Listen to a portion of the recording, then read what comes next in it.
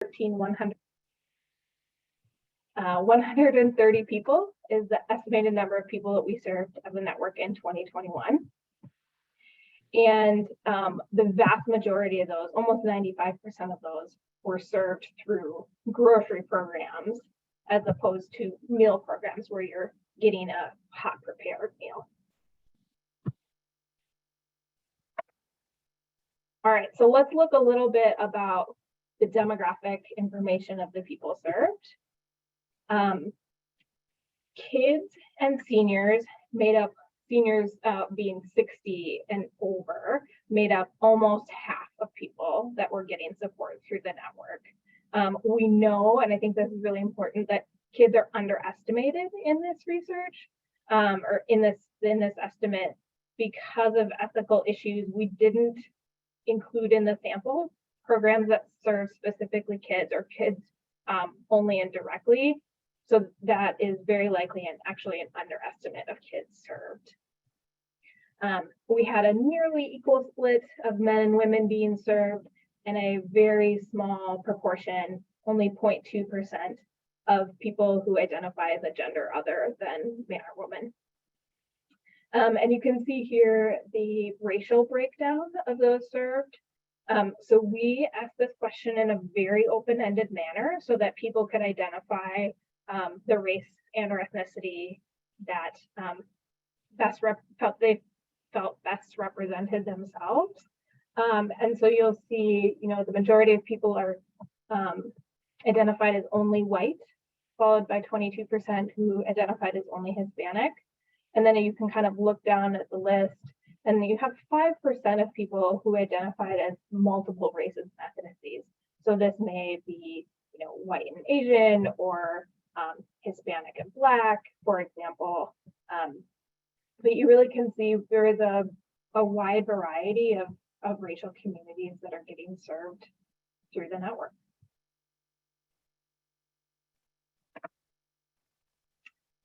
All right, and then what do the households look like of people within the network? In terms of size, it varied significantly, anywhere from a single person in a household to 12 people. And we did define what it meant to be a household. So it was people in the house that you share food with. The most common response was a 5-person household with about 19%, and 61% had at least 4 people in the household. So there was a large proportion of the people we're serving are living in kind of medium to large size households. Most people rent the homes that they live in, almost 46%, but many do own their homes, and that's 38%. 11% live with other people, and then we do reach a small but yet relatively good sized group of people who are living in shelters, about 12,000 people. Something that I think is we think is a really useful piece of information to share is that almost 63% of people were living in a household where someone in the house was working for pay. So that could have been full-time or part-time work, but that's a majority of people that have workers in their household. Almost half had a full-time worker in their household. But other sources of income were common. So 20% of people had Social Security or pension, and almost another 20% was benefiting from some sort of supplemental income, SSI or SSDI. That being said, almost over half of households had an income of less than $35,000. So most people were making money, they just weren't making very much money and not making enough to make ends meet.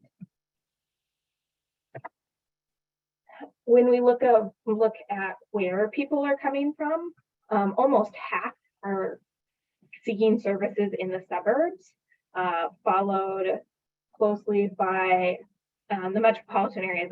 Sorry, that's a mistake. It should say Minneapolis or St. Paul.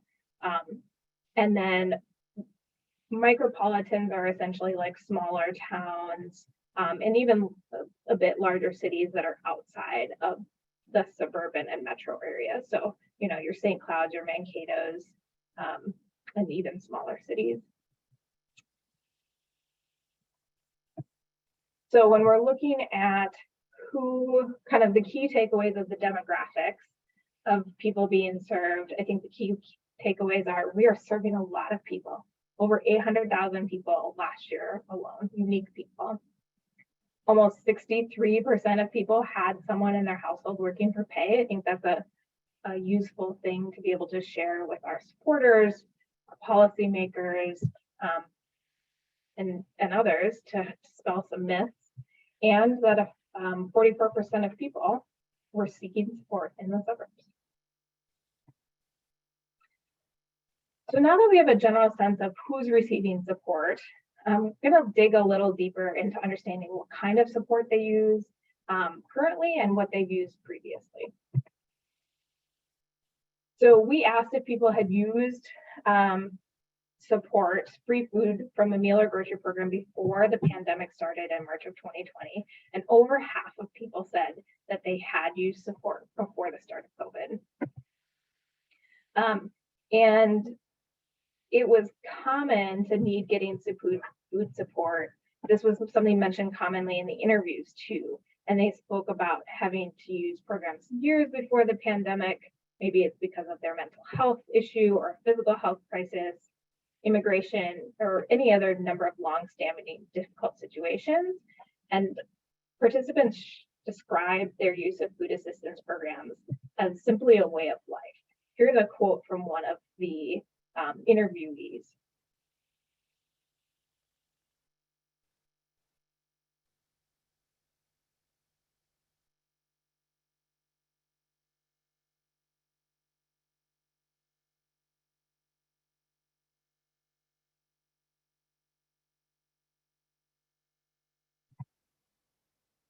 And despite the fact that many people had been using support from the network previously, a lot of new people were coming to receive support. And you all know this, you saw it.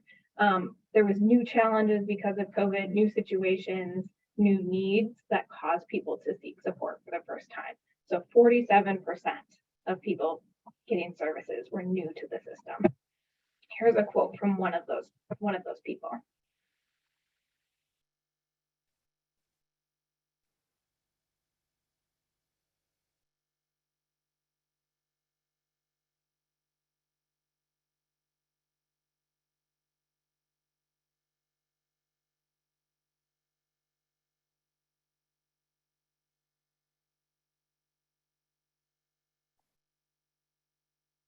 And we will be sharing these slides afterwards. So if you want to get a chance to dig into the quotes more or any of the information, you'll have that opportunity. So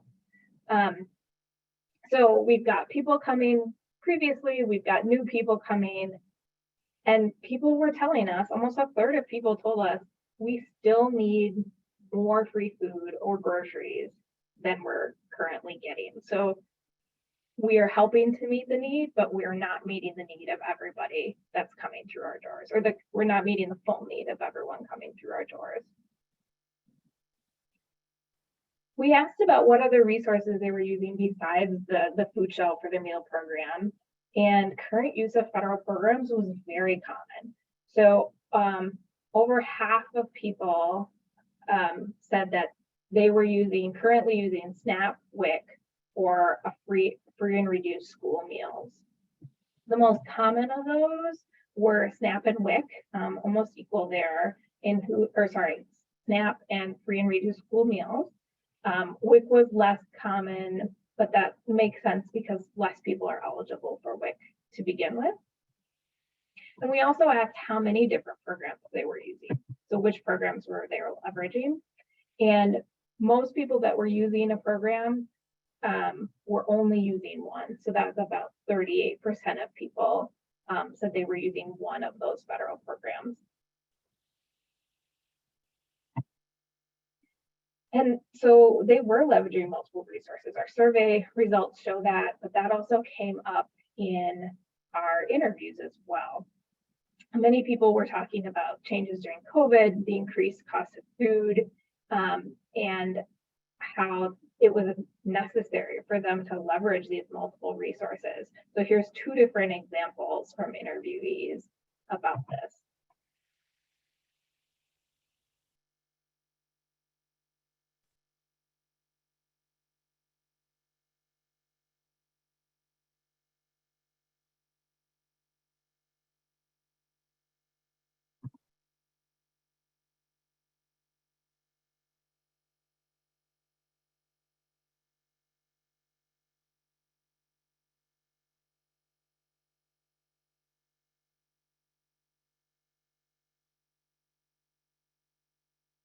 So you see in both of these examples, people are leveraging not just the normal kind of normal supports that are available, like SNAP, the EBT card, but also trying to leveraging some of those special supports that were available during COVID, which we all know many of which are no longer available. So kind of some key takeaways from this section is that almost half of visitors were new since the start of COVID in March 2020. So really seeing a new group of people coming to get support. Almost a third of people needed more free meals or food than they were currently getting. And over half of people were also currently, at the time we asked them, they were leveraging those federal programs as well. So really trying to use what was available to get their needs met. Another thing that we wanted to ask about were about transportation and preparing meals. So kind of the access piece of how you get support and how useful it is for you. So we asked people how they usually got to the program that they were at when we were surveying them. And over 71% of people said they drove themselves. A much smaller percentage, 13% walked, 10% got a ride with family or friends, 2% used public transportation, and then the other ones in the corner is used less than 1% for each biking, using another form of public transportation, so that would be like a taxi or an Uber or something else. And then the blue box, less than 1% didn't answer the question. But for a little bit of comparison here, 93% of households in Minnesota and Wisconsin have access to a vehicle. So vehicle access is much higher among the general population than people are leveraging vehicles to help them get food support. And so that gives us some indication of how transportation may be challenging. And that was definitely something that came up also in the interviews. A variety of things that people talked about: relying on other people to get a ride, borrowing a car. One person talked about using the bus, but having a very long ride with multiple transfers. And there was just a lot of limited options. Or in terms of public transportation, it was really having to plan in advance to make it to a site. People also talked about things that the network was doing they really appreciated that was helping to kind of minimize the challenges for transportation. So some of the things that were mentioned was having flexible schedules for programs, so having weekend hours, having evening hours, and programs that brought food to people instead of having people have to go to where the food was. Those were definitely things that people mentioned and appreciated. And so here's one example of a person who was having some challenges getting to a site for food.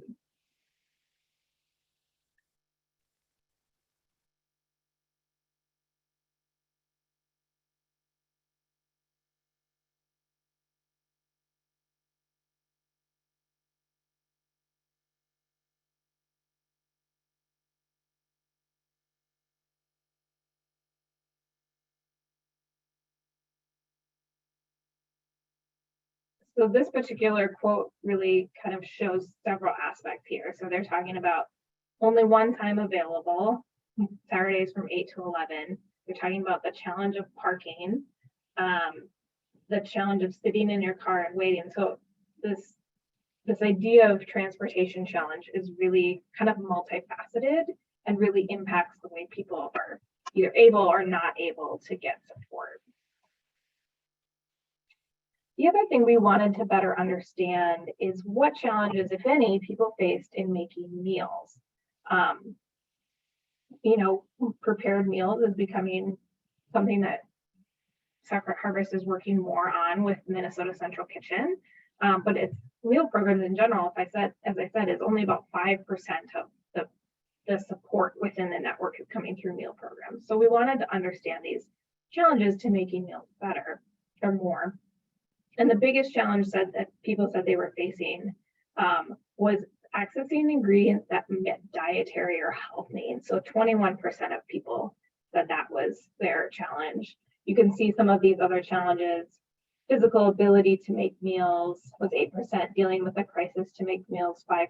So some of these others are lower, but still definitely can be a challenge for families. 17% you can see said they had a different challenge that was not listed above. So I thought this would be helpful information to share with you all. The most common people people were able to write in an answer if they said it was another challenge. The most common write-in answer was that people were living in a shelter, that mental health or depression was affecting their ability to make meals. Those are the most common. And then you can see lacking ingredients for dietary or health needs, lacking ingredients generally, or lacking spices and seasonings. So I think this information is helpful because it gives us an idea of both what are challenges that people have to making meals, but also indicates some ways that we as a network can work to make sure people are getting the kinds of foods they need when they do get to us. So a couple key takeaways from this section is that most people drove to programs, but that still leaves many people who have transportation challenges and barriers. And then almost 1 in 4 people struggled to make meals because they didn't have the right ingredients. So that really indicates that we as Second Harvest can do a better job of sourcing and making sure that you all can get the right foods in the door. So there's some opportunity there as a network for us to make sure we can get people what they want and need so that they can prepare meals that their families will enjoy. All right. Last kind of section on the survey results, we wanted to look at different groups within the whole. And so we divided up the ability to understand differences based on the race of the respondents, the geographic breakdown of respondents, where they were going to get services, and household size. So you can see here how we broke this down. For the racial breakdown, we compared people who identified as only white to compare people who identified as any race or ethnicity other than white. And I'm calling those people of color.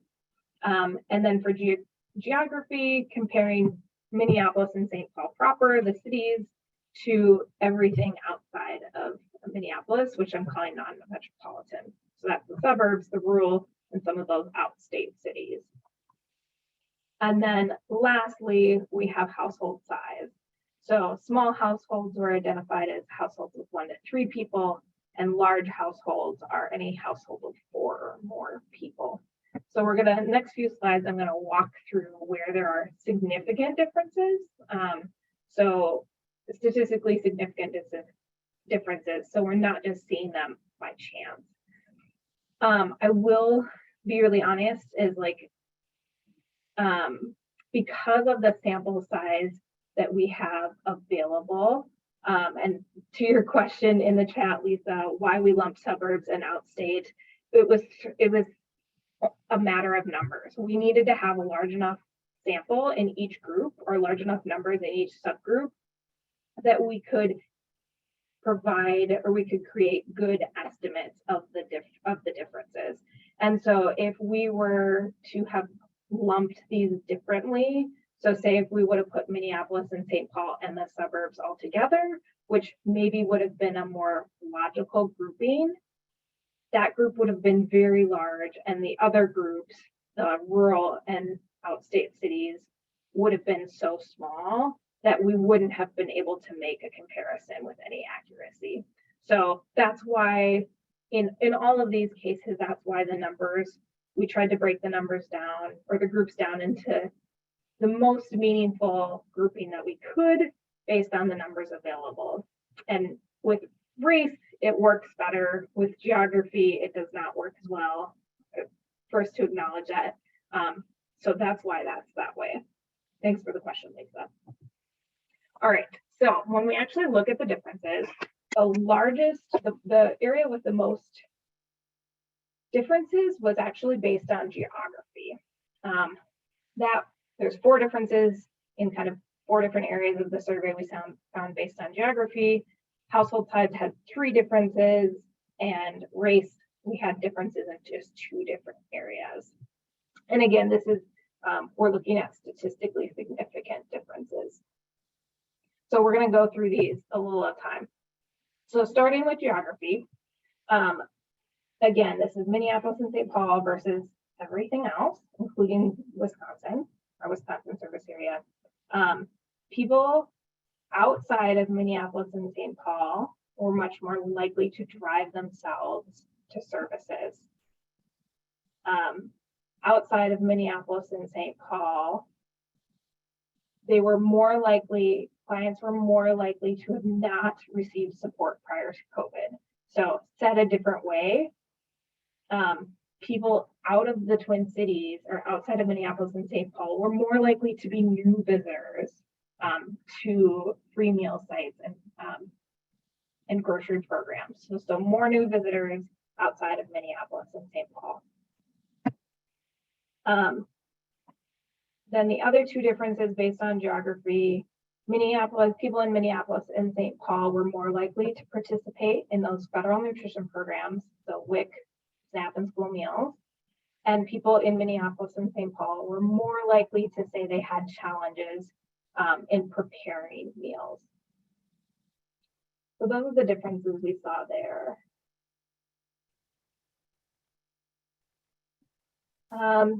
Next, we'll talk a little bit about household size. As I mentioned at the very beginning, household size varied significantly from 1 to 12 people. There's a lot of small households, as you can tell from this graph, but there's also a fair number of large households.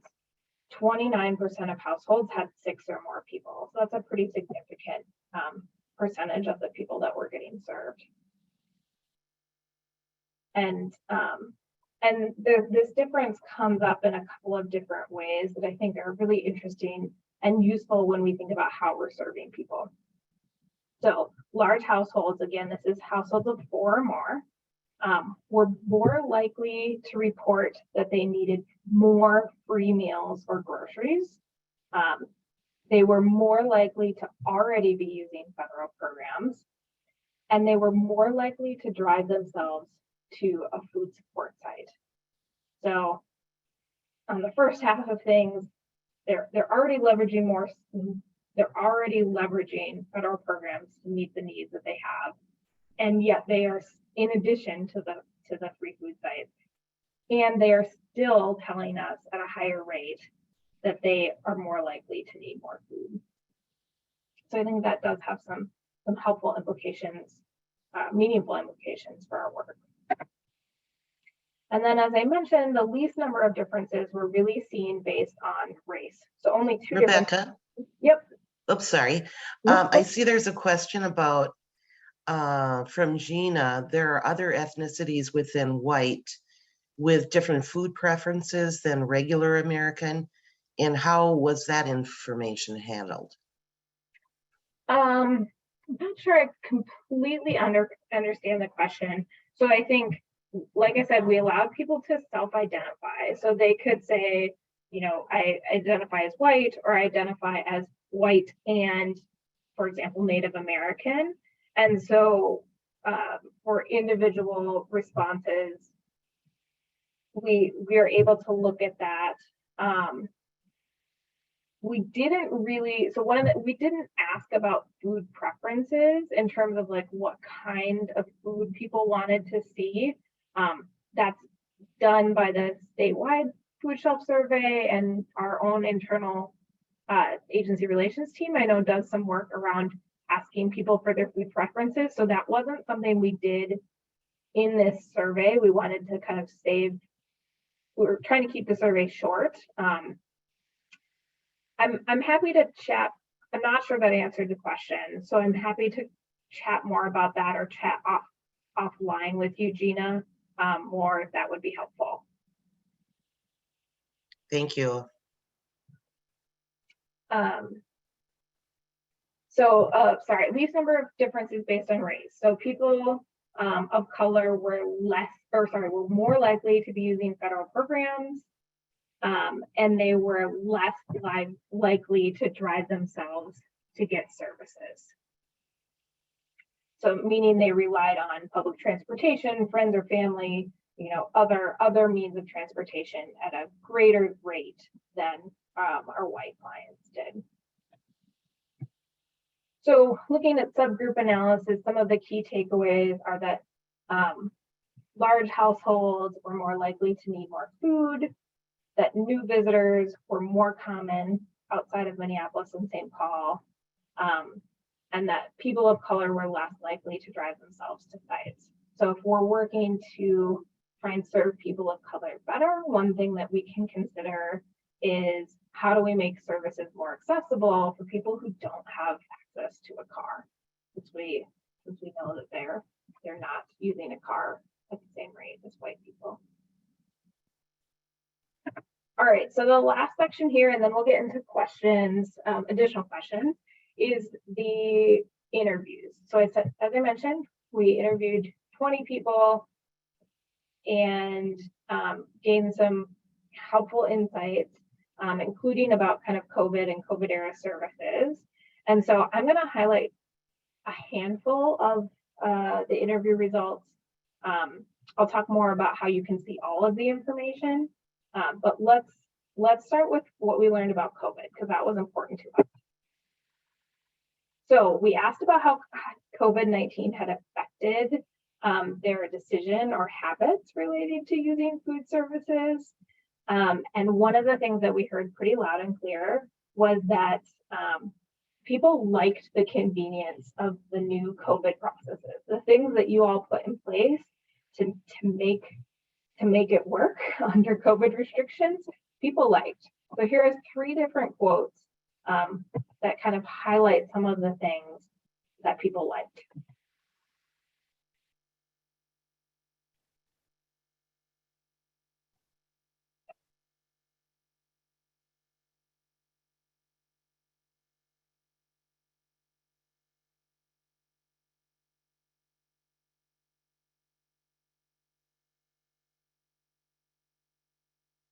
So you can see kind of all 3 of the programs that these interviewees are going to is kind of doing this differently.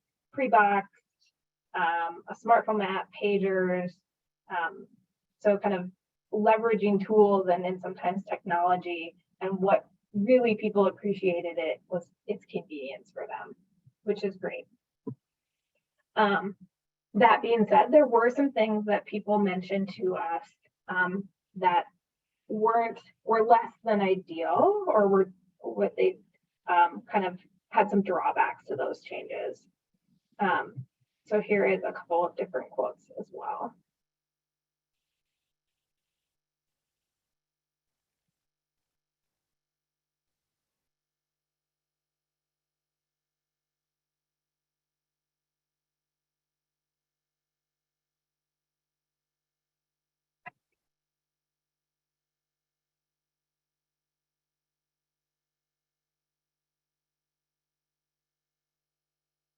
So you can see here, the first 2 are really about kind of missing the ability to choose their own food, wait times.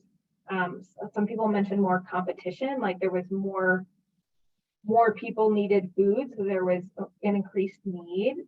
But this last interviewee was really talking about a kind of a different element, which is that loss of like the social connection, the connection to others that they had previously been able to get when they got services.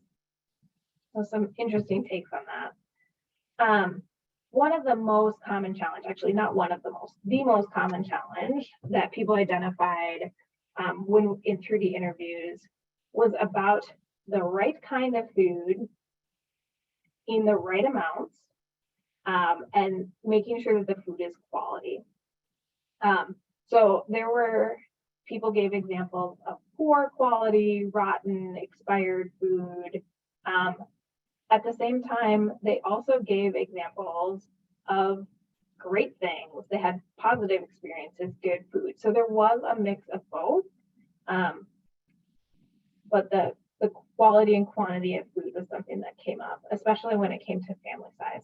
So here is one example, two examples of this kind of issue of quantity and types of food.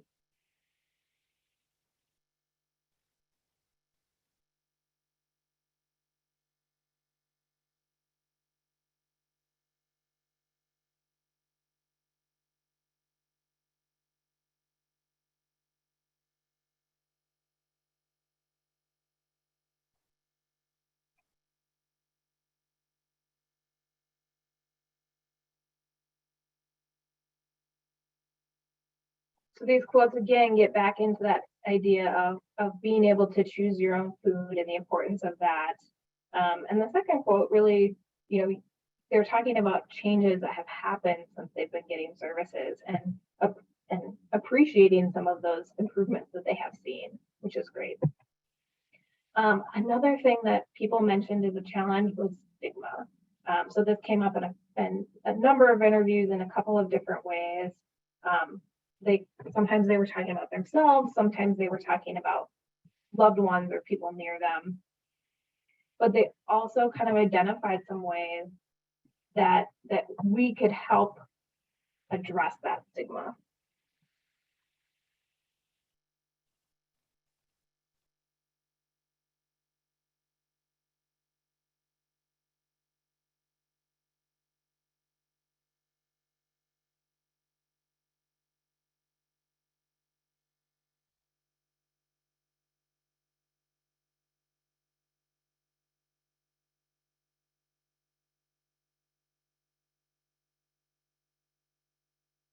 So in this first quote, it's really about, how they were treated, and that was the thing that made the difference for them and broke the stigma.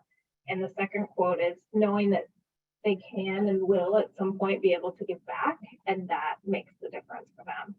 I also thought this next quote kind of identified some of the things that people are thinking about when they go to get services.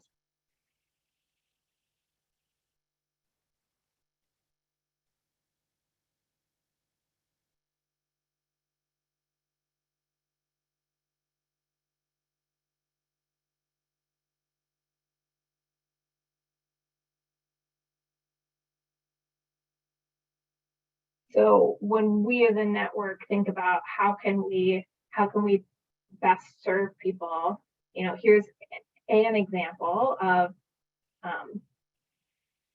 being able to get services in a way that you're not as seen, is something that would make a difference or has made a difference for this particular person. And as I said, people had a lot of great feedback as well, and they were talking about how grateful they were for the support they received. So there was a bunch of these quotes. I'm just gonna share two of them with you.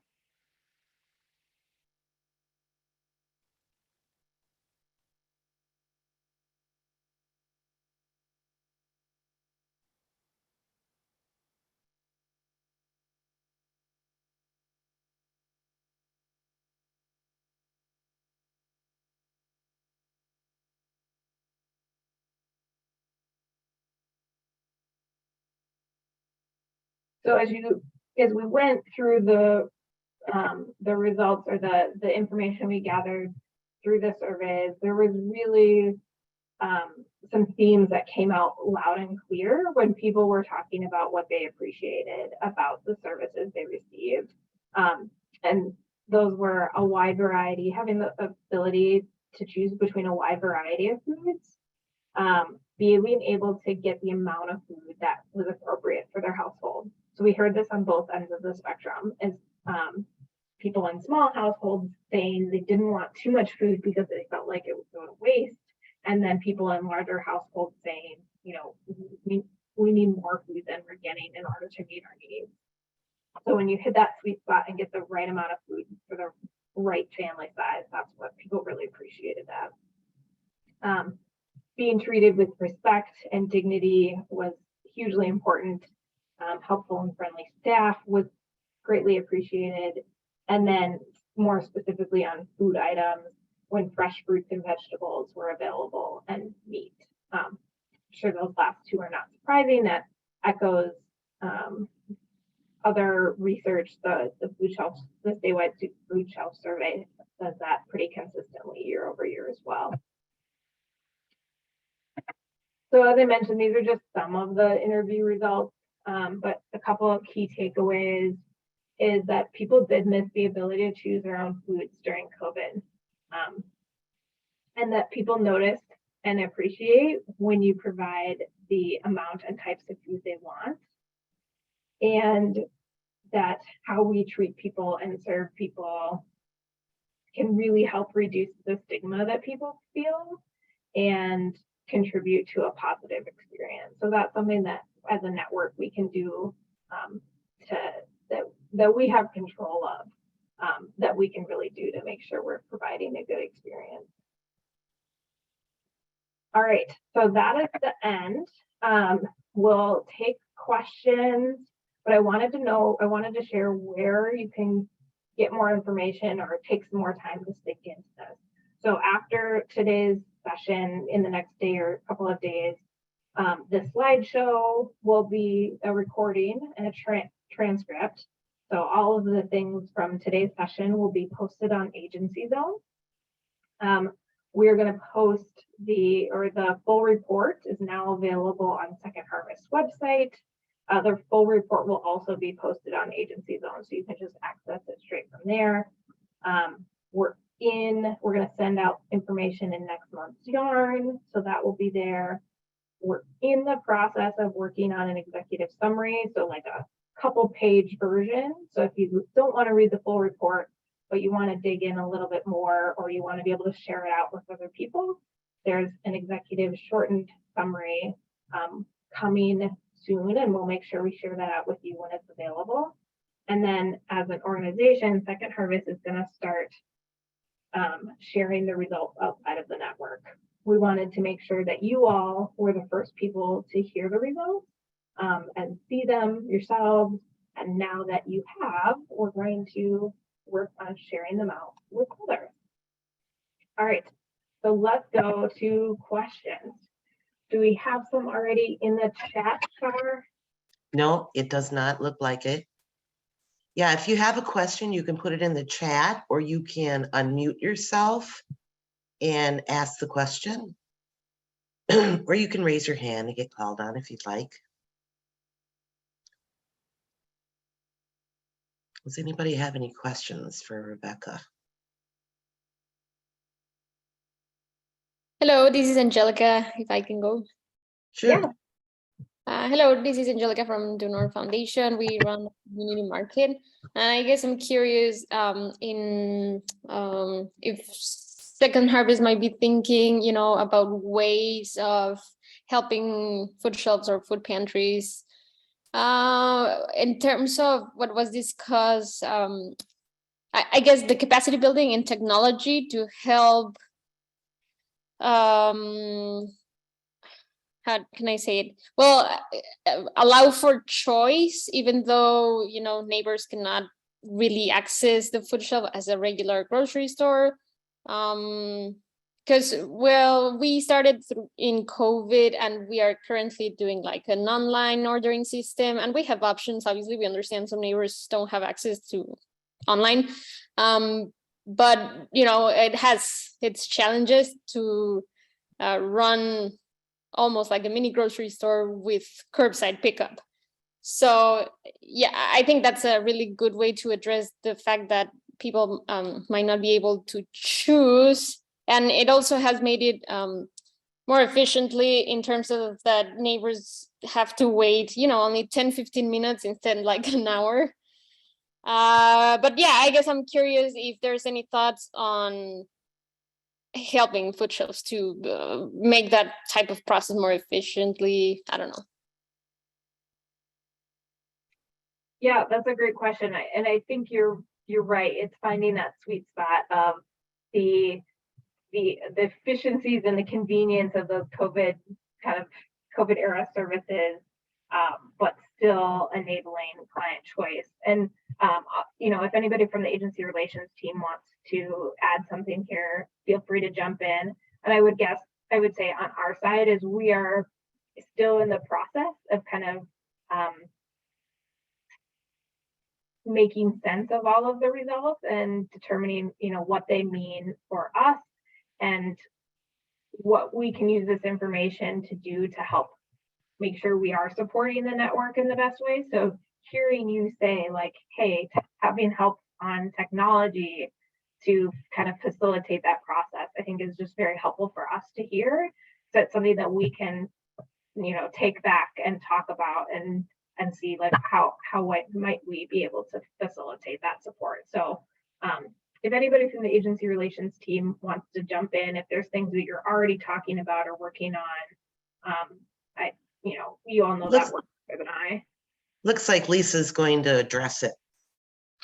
Yeah, Angelica, I think that's a great call out because I know during the pandemic, a few food shelves that I was working with, I know how to kind of place an order and then come pick up your box. And it ran the gamut from very low tech, like they would have visitors literally call the food shelf and a volunteer would take their order over the phone. The volunteer had a little form that they filled out with certain categories of foods.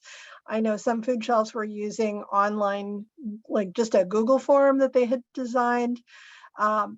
Our senior program, the CSFP NAPS, NAPS stands for Nutrition Assistance Program for Seniors. Some of you are very familiar with that. We are testing out an app that was designed by Feeding America called Order Ahead, which is supposed to provide that kind of functionality. My impression, it's still very much in beta testing. And if you think about the population we're testing it with is seniors, like one of the barriers they're running into is they don't all have smartphones or laptops. They're not very proficient with computers, but I think if the app could be refined and rolled out to more of an all ages population, or if something like it could be designed. I know I was doing my Target shopping online and doing drive up pickup, and I think there is surely a way for us to adapt that for a food shelf setting. So I think that's a great call out, Angelica, and I've taken a note that one of the areas of support that agency partners are looking for is with tech. So we will definitely keep that in mind and we'll keep you up to date if we get to a point where we can roll out Order Ahead for some testing. Angelica, I'll put you on the list of people to contact to help test it for us, and others here I know would be interested in doing that. So that's a great question. Thank you. Great, thank you. And maybe for a future agency online exchange, we might give agencies the opportunity to share some of the best practices that are going on with online ordering and appointment making, and some of the good practices that are going on in the network. Because I know even in the outstate area, there are quite a few. So if you have a good online order ahead or a good program to provide choice and yet dignity for the customer, can you maybe put your name in the chat and we'll contact you when we start to create that agency online exchange topic. And I Thanks. Yeah, great. Thanks for bringing that up, Angelica. I see in the chat, Sean has a comment about, he said, it seems like another key takeaway based on the interview quotes, the testimonial quotes, was the guests enjoyed the efficiency of curbside and the relative anonymity of not being seen by others for dignity's sake. I think I think those two things separately are definitely true. I don't think anybody made the direct connection between like the curbside pickup and not being seen. Actually, the one quote that was about that kind of like not wanting to be seen in a line was actually in a line for a brick and mortar location. So that wasn't a direct connection. But definitely both of those things, convenience and the efficiency of curbside delivery was loud and clear. And less so comments on the anonymity. I'm not sure we had any other, I could go back and check, but I think that's the only comments that I remember reading about the not being seen, but there certainly may be interplay between those two. I just wouldn't be quite so quick as to like assume those are connected.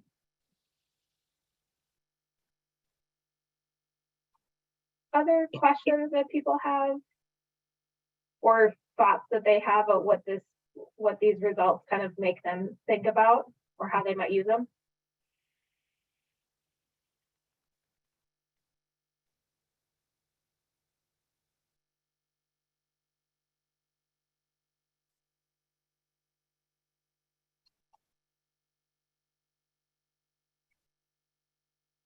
So like I said, we'll be putting more information out there so you can go in, you can dig into the full report, you can review the slides, whatever you want. I will, here is my contact information. So if anybody, has questions that they realize after the fact, which is something I do all the time, or like are looking at the results and want to get clarifications or ask for what it means or just talk about it, feel free to reach out to me. My email and my phone number are right there. So I'm happy to do that if that's of use for anyone. Thank you, Rebecca. You're welcome. Good information to have. Yeah, and our Super Shelf 2022 survey should be, results probably will be available sometime early 2023. So that'll be interesting too. If anyone has any ideas for future topics for Agency Online Exchange, would you please put those in the chat and we'll consider those. The other thing is that our next Agency Online Exchange is Thursday, September 22nd. And our topic is using Minnesota Compass to plan your service. So we have at, I think in 2019, we did regional meetings throughout our service area and had people there from Minnesota Compass to explain how to use the demographics that they have available and data available to create a picture of what your service area is to use to plan how you set up your service. And so we thought we'd just revisit that because they've actually come a long way with it. And we wanted to share the new information. So that'll be our topic, September 22nd. If you ever need a link for Agency Online Exchange, you can find it on agency, too many agency things, on our agency website. Thank you, Agency Zone. And you can find the link there. Thanks for joining us today, and we hope to see you next month. Bye, everyone.